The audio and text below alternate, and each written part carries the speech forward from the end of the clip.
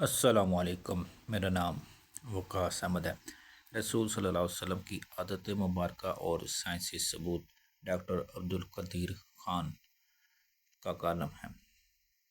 وہ لکھتے ہیں کہ ہم سب جانتے ہیں کہ کلام مجید ایک مکمل ضابطہ حیات ہے اور اس کی تشریح و تفسیر حیات طیبہ رسول صلی اللہ علیہ وسلم ہے۔ غیر مسلم سائنسدانوں نے حتمی کوشش کی کہ کلام مجید میں کوئی غلطی مل جائے، مگر وہ ناکام رہے۔ تقریباً 80% واقعات کو سائنسی طور پر صحیح ثابت کر دیا، جو 20% رہ گئے وہ بھی انشاءاللہ صحیح پائیں گے۔ ایک عزیز دوست نے وہ لکھتے ہیں کہ یہ معلومات بھیجی ہے آپ سے، انہوں نے شیئر کروں اور میں ویڈیو بنا کے شیئر کروں، انشاءاللہ سنیں گے تو پوری ویڈیو بہت زیادہ زندگی میں بدلاؤ بھی آئے گا اور فائدہ بھی ہوگا۔ سب سے پہلے کہ صبح جلدی اٹھنا، نبی کریم صلی اللہ علیہ وسلم بہت جلدی اٹھ جایا کرتے تھے، بلکہ ایسی کوئی روایت نہیں ملتی کہ آپ صلی اللہ علیہ وسلم کی تہجد بھی کبھی قضا ہوئی ہو۔ سورج نکلنے سے قبل وقت، 1 گھنٹہ بعد تک کا وقت آکسیجن سے بھرپور ہوتا ہے۔ آج سائنسی تحقیق کی بنیاد پر بھی صحت کے اعتبار سے 24 گھنٹوں میں یہ بہترین وقت ہوتا ہے جس میں آپ کو زیادہ سے زیادہ آکسیجن لینے کا موقع ملتا ہے، جو کہ آپ کی صحت مند زندگی کے لیے بہت ایک مفید عمل ہے۔ اس لیے ناظرین، صبح اٹھیں جلدی اور آکسیجن اور نماز لازمی اپنے اندر جذب کریں، نماز پڑھیں اور آکسیجن لیں۔ آنکھوں کا مساج، صبح نیند سے اٹھنے کے بعد نبی کریم صلی اللہ علیہ وسلم آنکھوں کا مساج فرماتے تھے۔ باڈی کا پورا نظام یونس سسٹم پر مشتمل ہوتا ہے۔ نیند سے اٹھنے کے بعد یہ نظام بحال ہونے میں 11 سے 12 منٹ لیتا ہے۔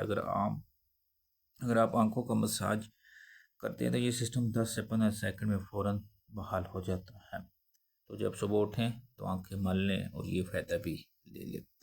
بستر پر کچھ دیر بیٹھے رہنا، نبی کریم صلی اللہ علیہ وسلم بستر سے اٹھ کر کچھ دیر بیٹھے رہتے تھے۔ معمول تھا کہ 3 دفعہ سورہ اخلاص پڑھتے تھے، جس کو پڑھنے میں تقریباً 1 منٹ صرف ہوتا ہے۔ آج میڈیکل سائنس بتاتی ہے کہ ہمارے دماغ میں ایک کیپلری ہے کہ جس کے ایک حصے سے دوسرے حصے کے لیے بلڈ کے لیے ایک پل بنتا ہے۔ اس طرح اس پل کے ذریعے ہی ہمارا پورا دماغ کو بلڈ کی سپلائی بحال ہوتی ہے، جہاں سے ہمارے تمام تن اعصاب یعنی کہ پورا جسم کنٹرول ہوتا ہے۔ اگر کوئی شخص صبح بیدار ہونے پر اچانک اٹھ کر چل دے، جب ابھی برین میں بلڈ کی سپلائی بحال نہیں ہوتی، اس شخص کو برین ہیمریج ہو سکتا ہے یا برین کے کئی دوسرے پیچیدہ مسائل ہو سکتے ہیں۔ اس میں اچانک جسم کے کئی حصوں کا مفلوج یعنی کہ فالج بھی شامل ہے، جبکہ اگر وہ 1 منٹ بیٹھا رہے کہ اس کے دماغ میں بلڈ کی سپلائی بحال ہو سکتے، بہت سے پیچیدہ مسائل سے وہ بچ سکتا ہے۔ ایک باقاعدہ سائنس اور اس حدیث مبارکہ کے پیچھے بہت بڑے پروفیسر ڈاکٹر کی ریسرچ شامل ہے، جس سے غیر مسلم ریسرچ نے بھی اتفاق کیا کہ ہمیں محمد صلی اللہ علیہ وسلم کی اس سنت کے مطابق صبح اٹھنے کے بعد بیٹھ پر کچھ دیر بیٹھے رہنا چاہیے۔ اس کا فائدہ یہ ہے کہ دماغ پوری طرح سے ایکٹیو ہو کر ہمارے جسم کی بھرپور رہنمائی کے قابل ہو جائے۔ یہ سنت مبارکہ جہاں بہت بڑا اجر و ثواب ہے، وہاں صحت کا اس میں ایک بہت بڑا راز بھی چھپا ہوا ہے۔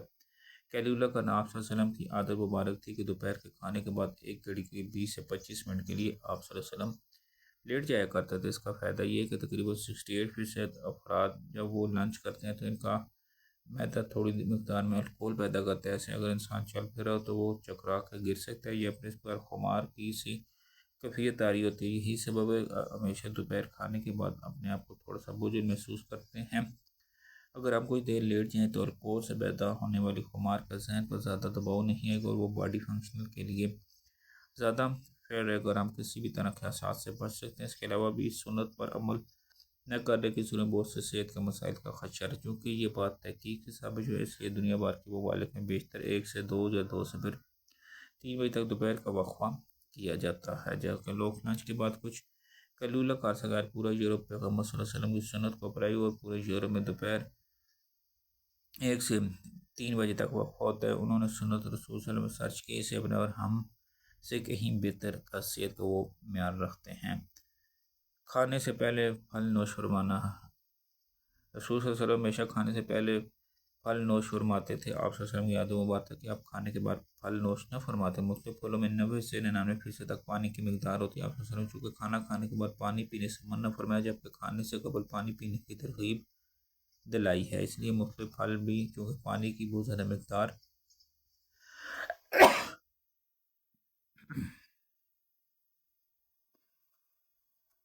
کھانے سے جسم اور خاص طور معدے اور آنتوں کو توانائی ملتی ہے، کیونکہ کھانے کو ہضم کرنے میں معدہ اور توانائی کا بہت اہم کردار ہوتا ہے اور یہ عمل ان کی کارکردگی بڑھانے میں ان کے لیے مددگار ثابت ہوتا ہے۔ غذا کے بعد پانی نہ پینے، نبی کریم صلی اللہ علیہ وسلم کبھی کھانے کے بعد پانی نہ پیتے تھے۔ آج علم و تحقیق سے جو بات سامنے آئی ہے، اس سے پتہ چلتا ہے کہ اس سنت مبارک پر عمل نہ کرنے کے اس قدر نقصانات کو مان بھی نہیں کیا جا سکتا، جبکہ ہم کھانے کے بعد پانی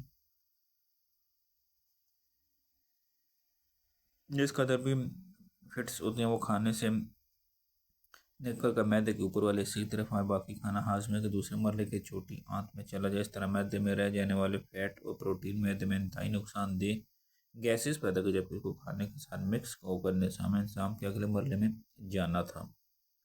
تو ناظرین، اگلے کال میں ان کا دوسرا حصہ آپ کے ساتھ انشاءاللہ شیئر کریں گے۔